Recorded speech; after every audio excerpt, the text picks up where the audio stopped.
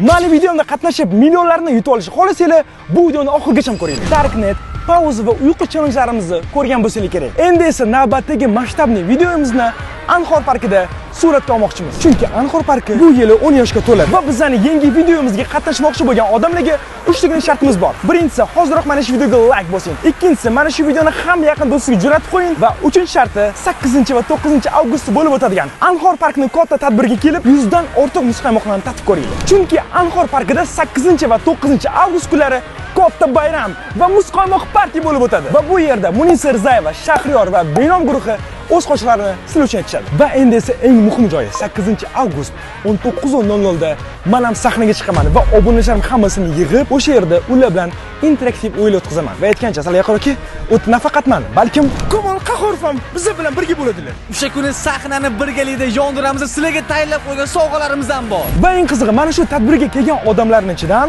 o'zimning yangi YouTube videomga qatnashadigan ishtirokchilardan tanlab olaman. Va bundan keyin esa Anhor parkini 10 yilligiga mo'ljallangan multfilmni ham bemalol ko'rishingiz mumkin. Xullas, yaqinda bo'lib o'tgan fan streshiga kelolmagan obunachilarim uchun bu zo'r imkoniyat. 8 avgust 19:00 da hamma obunachilarimni kutaman. Yana bir marta Anhor parkiga yig'ilib, bitta Omonxonni aktivini ko'rsatib qo'yaylik.